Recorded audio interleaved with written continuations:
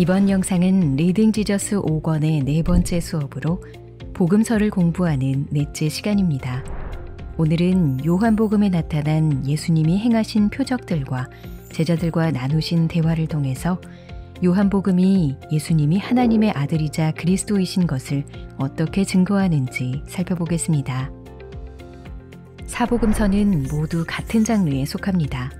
그런데 요한복음을 읽다 보면 공관복음이라 불리는 마태, 마가, 누가복음과는 조금 다른 면을 발견하게 됩니다. 한 예로 공관복음에서 자주 등장하는 하나님의 나라라는 용어가 요한복음에는 잘 사용되지 않습니다. 그 대신 예수님께서 오신 것이 우리에게 어떻게 생명을 주는지, 또 하나님의 나라가 우리 삶에 어떤 의미인지에 대해서 집중합니다.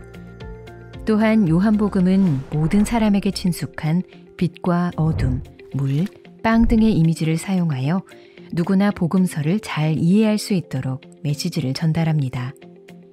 이번 시간에는 요한복음이 보여주는 방식을 따라 예수님의 삶과 죽음, 부활의 이야기를 다시 살펴보겠습니다.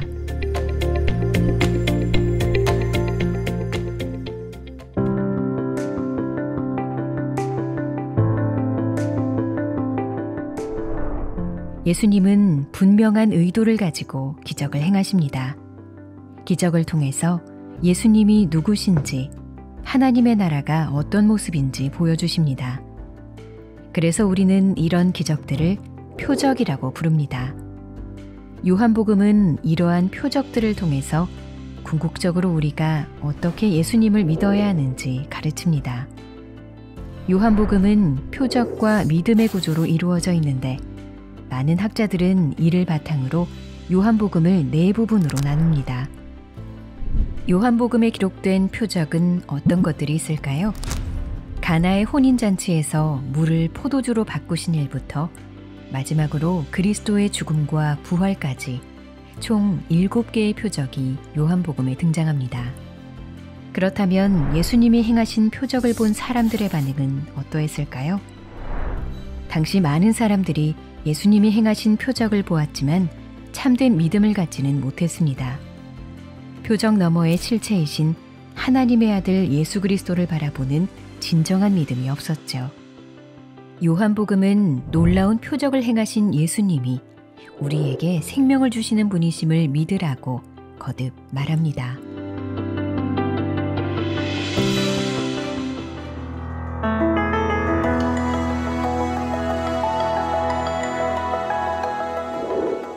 요한복음은 창세기 1장 1절의 말씀을 배경으로 시작합니다. 태초에 말씀이 계시니라. 이 말씀이 하나님과 함께 계셨으니 이 말씀은 곧 하나님이시니라. 요한복음을 시작하는 이 말씀을 통해 예수님이 하나님의 아들이라는 것이 본질적으로 무엇을 의미하는지 엿볼 수 있습니다. 즉, 예수님은 창조주로서 세상이 시작되기 전에 계셨고 그분으로 말미암아 세상이 창조되었습니다. 요한복음 전체에 걸쳐 예수님은 창조주로서 모든 약속을 행하시는 것이죠. 이를 생각할 때 그분의 낮아지심과 십자가로 향하심은 훨씬 더 놀라운 사실이 됩니다. 창조주께서 우리 수준까지 낮아지시고 우리를 위해 고통당하신 것이죠. 구원을 이루시는 예수님의 손에서 아무도 우리를 빼앗아갈 수 없는 것은 그분이 곧 창조주이시자 삼위일체 되신 하나님이시기 때문입니다.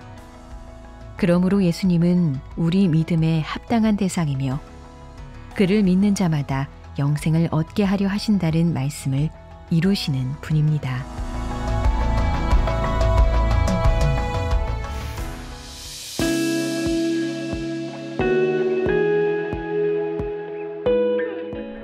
예수님이 첫 번째로 행하신 표적은 가나의 혼인잔치에서 물을 포도주로 바꾸신 일입니다. 첫 표적 이후 요한복음 3장에서 예수님과 니고데모가 나누는 대화는 표적을 통해 예수님이 누구신지 알고 그분을 하나님의 아들로 믿는 믿음을 갖는 것이 얼마나 중요한지 알려줍니다. 요한복음 5장과 9장에는 38년 동안 걷지 못한 병자와 평생을 맹인으로 살아온 사람이 등장하고 예수님께서 그들을 각각 고쳐주시는 놀라운 사건이 일어납니다. 9장의 사건 이후 10장에서 예수님은 자신이 선한 목자라고 말씀하십니다. 선한 목자는 자기 양을 알고 양도 자기 목자를 알아보고 따른다는 것과 선한 목자가 양을 위해서 자기 목숨을 버린다는 사실을 가르치십니다. 요한복음 6장에서는 떡 5개와 물고기 2마리로 5,000명의 무리를 먹이시는 표적이 등장합니다. 이 표적은 예수님께서 하늘로부터 온 생명의 떡으로서 우리에게 그분의 살과 피를 먹이시고 그분 안에서 생명을 얻도록 하신다는 것을 가르칩니다. 요한복음에서 가장 인상적인 표적은 죽은 지 나흘 된 나사로를 살리신 일입니다. 이 표적을 통해서 그리스도께서는 이전과 다른 차원의 영광을 나타내십니다. 예수께서 이르시되 나는 부활이요 생명이니 나를 믿는 자는 죽어도 살겠고 무릇 살아서 나를 믿는 자는 영원히 죽지 아니하리니 이것을 네가 믿느냐. 예수님은 죽은 나사로를 살리심으로 이 말씀을 증명하시고 자신의 죽음 후의 부활 또한 예고하십니다. 이 시점부터 많은 유대인들이 예수님을 믿자 대제사장들과 바리새인들은 예수님을 죽이려 합니다. 이는 7번째 표적이자 절정의 표적인 그리스도의 십자가 죽음 사건을 야기하는 원인이 됩니다.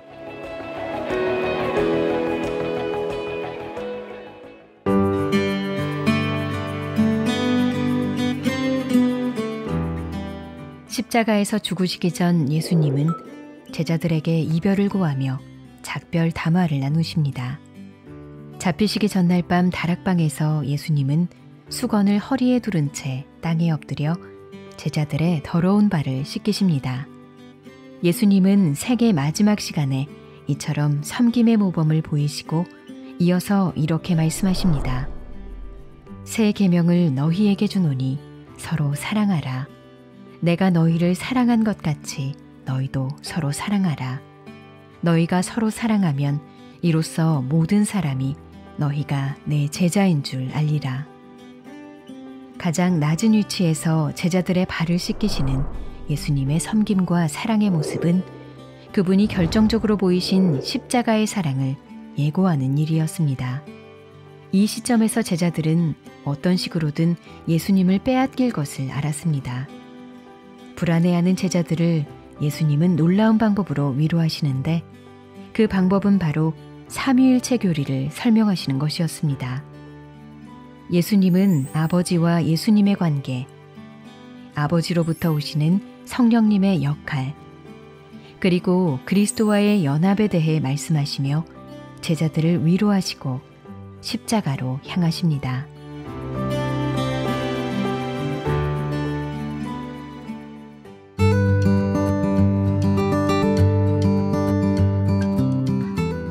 요한복음은 부활하신 그리스도에 대한 이야기를 가장 다채롭게 기록합니다.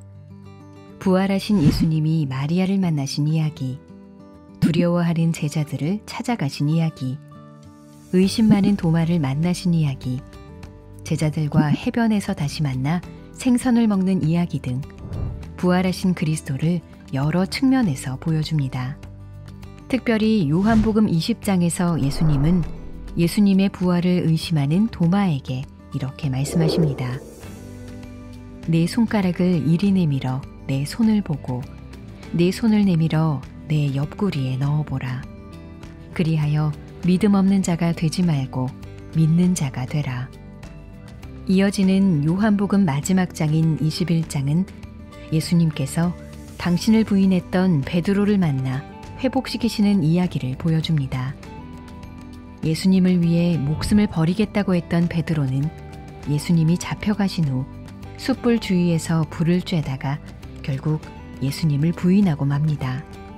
그런 베드로를 회복시켜 주시기 위해서 예수님은 숯불 곁에서 베드로에게 나를 사랑하느냐고 3번 물으시고 내 양을 먹이라고 또 3번 말씀하십니다. 여기서 우리는 베드로의 회복과 그에게 사명을 주시는 장면과 함께 궁극적으로 모든 제자에게 사명을 주시는 장면을 봅니다.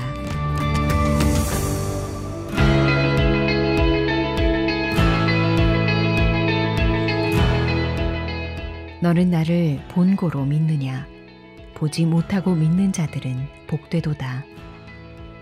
부활하신 예수님께서 도마에게 이 말씀을 하실 때에 지금의 우리를 또한 생각하고 계셨습니다. 부활하신 그분의 육신을 보지 못했지만 부활을 믿는 자들을 말이죠. 우리가 요한복음을 읽으며 기억할 핵심은 예수님이 하나님의 아들, 곧 그리스도라는 것입니다. 그리고 우리가 이 진리를 믿을 때 그분의 이름으로 생명을 얻게 됩니다. 아무리 많은 성경 말씀을 읽고 외운다 할지라도 성경을 읽는 행위 자체는 우리를 생명으로 인도하지 못합니다. 생명은 오직 그리스도를 통해 옵니다. 오직 이것을 기록함은 너희로 예수께서 하나님의 아들 그리스도이심을 믿게 하려 함이요 또 너희로 믿고 그 이름을 힘입어 생명을 얻게 하려 함이니라.